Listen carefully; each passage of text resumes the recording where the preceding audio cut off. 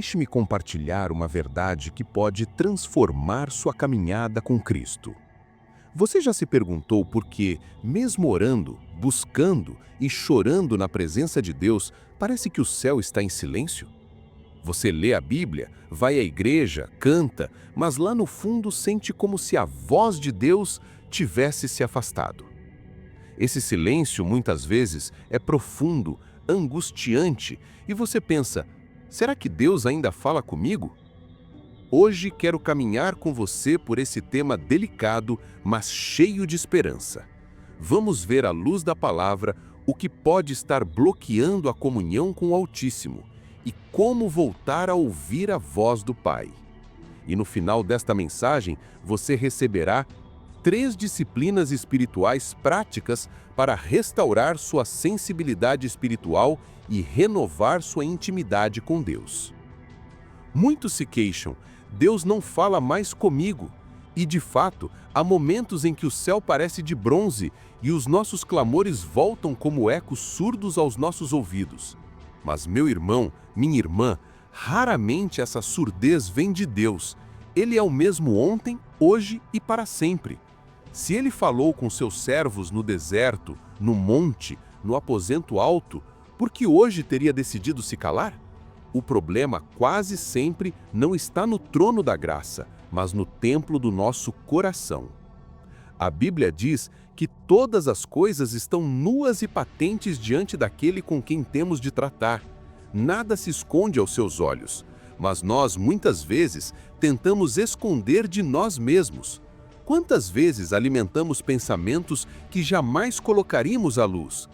Quantas atitudes mantemos escondidas dos homens, mas que diante de Deus estão totalmente escancaradas?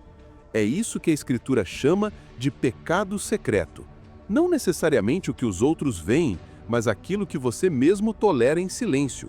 Um orgulho disfarçado de zelo espiritual, um rancor vestido de cuidado, um amor ao mundo camuflado de responsabilidade. São essas sombras internas que abafam a voz de Deus. Ele continua falando, mas o sussurro do Espírito não pode ser ouvido por ouvidos tapados com algodão da hipocrisia. E é terrível seguir a vida com um pecado escondido enquanto se tenta ouvir os segredos do céu. Não podemos guardar veneno no peito e esperar ser cheios do Espírito. Não podemos viver em duplicidade e ainda clamar por revelação. O salmista disse: se eu esconder a iniquidade no meu coração, o Senhor não me ouvirá. Podemos inverter: se eu escolho esconder o pecado no meu coração, eu mesmo deixo de ouvir o Senhor. Há uma reciprocidade na comunhão com Deus. Como podemos esperar ouvir a voz de um Deus santo se nos acostumamos a brincar com aquilo que ele condena? A consciência endurecida, acostumada com desculpas, vai se tornando um véu, e mesmo que o Senhor fale alto, os ouvidos da alma ficam entorpecidos. Há um juízo sutil que às vezes não vem com trovões, mas com silêncios.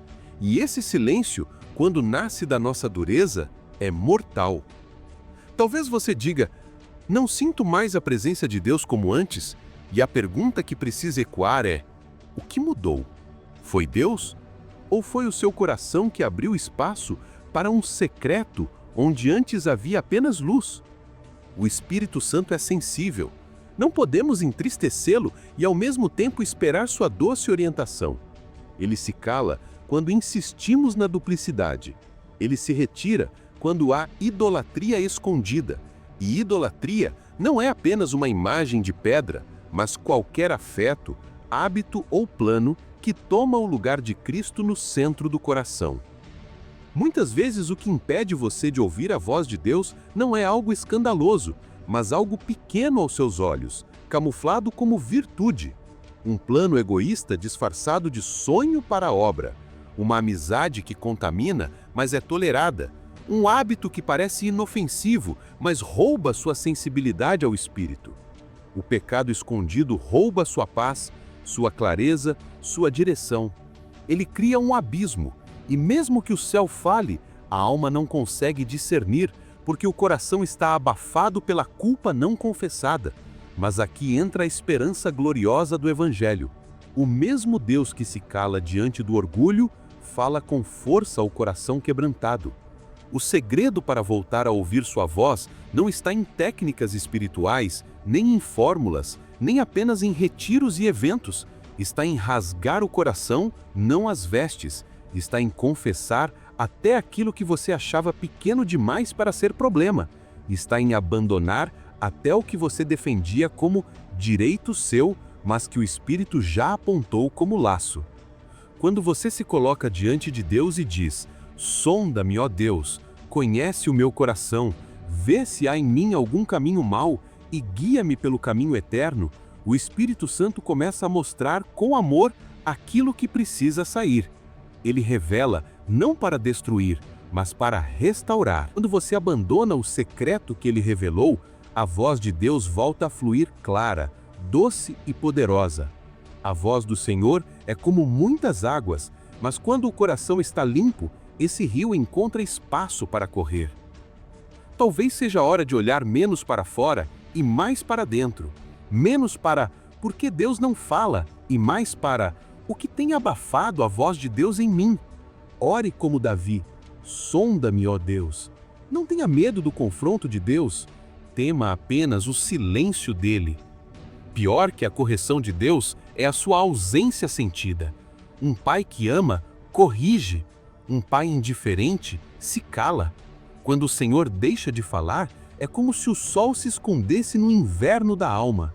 Suas palavras são vida, sua ausência é desolação. Examine o íntimo.